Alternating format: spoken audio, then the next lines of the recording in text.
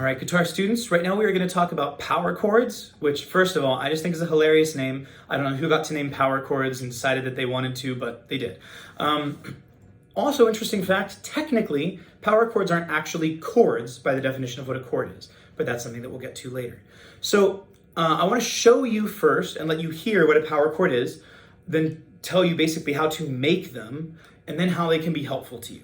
So first of all, just listen real quick if you've heard this sound before, or this. You've heard it in stuff like, you hear this in rock generally with a lot of distortion.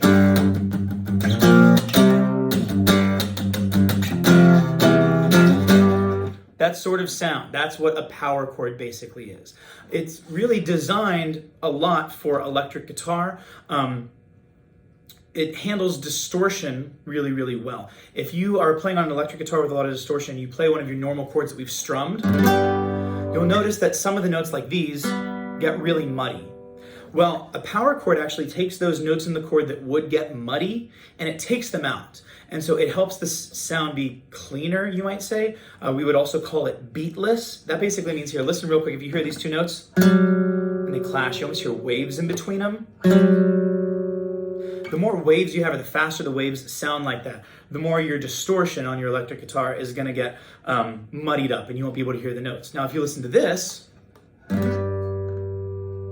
it's very clean, it's very stable, it's very still.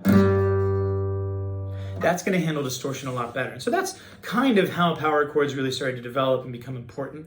But let's talk about what they are and sort of how to make them. The first thing that I want you to do, go with me, we're going to make a G power chord, and we're going to do that by putting the pointer finger here on your G, the note G, which is your E string 3rd fret. And we're going to do two varieties of this. The first one is going to involve taking the ring finger and the pinky and putting them on the A string and D string 5th fret. You'll want these to feel as if they're locked together. You almost want to imagine a dab of glue right here on the corner of your pinky and your ring finger is catching against it. Anytime you move this around, this whole hand is going to move as a unit, but I guess I'll talk about that in a minute. You should play these 3 notes and hopefully hear all of them really well. Make sure that your hands are still standing up pretty tall. You don't want them laying down very much, especially not flat down. You want to make sure that these are standing up with a good position. Now, as you play that, you also want to make sure that, especially on the ring finger, you don't get a buzz. It's very easy to not go far enough to the right. Make sure that everything is as far to the right as it'll go, that the ring finger is really encroaching on the territory of the pinky. If the pinky had a problem with people being in a space bubble, he would not be friends with the ring finger. But they're really good friends right now. So we want to play all of them and get a clean tone out of it. Now, here's the good news. If that's really tricky, you're having trouble with this stretch, first of all, you should practice it and it'll get easier. But there's another way we can do it too. We can actually do it without that 3rd note. I can do just pointer and then either ring or pinky. I'd advise you start with the pinky just because it's an easier stretch. And I can get the effect that I need out of just these 2 strings. Now, so the thing that's really cool about power chords is that they are symmetrical or movable. And what I mean by that is when you learn your G chord, it looks like one thing, and then you had to learn a different shape for your C chord, different shape for your D chord. Power chords are always the same. This is a power chord, so is this. The pattern is just this. The chord is going to be named by wherever I put my pointer finger. So you can go back on week 1, I sent you a paper that has like all the different notes on the guitar written out. What I want us to focus on right now is just notes on the low E string and the A string. We don't really care about anything else right now, just those.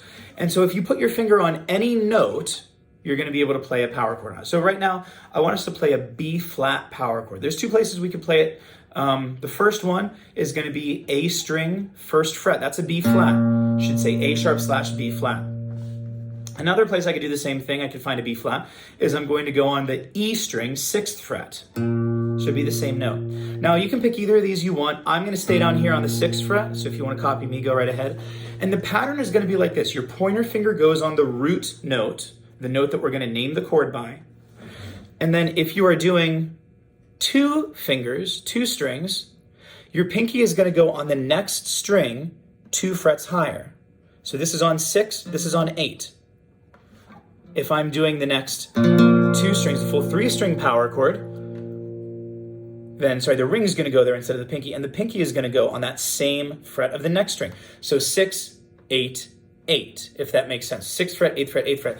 These two will always be on the same fret on adjacent strings. This will always be 2 below it. And so I can move this whole shape up and down. And I want to move it as a unit, always keeping that 2 fret gap. And what's great is you don't know how to play a B flat chord right now. And we're not even going to talk about that for a while. But you can play a B flat power chord by just putting your finger on a B flat and using this formula for making a power chord. Pointer finger goes here, then the next 2 strings, 2 frets higher. Now you can do that with anything on these first 2 sets of strings. So having your either these 3 strings, E, A, D, or A, D, G. And again, meaning that your pointer finger, your root note, is either going to be on the E string or on the A string. We run into some issues if we do it on higher strings, but we'll talk about that another time. It's not important right now.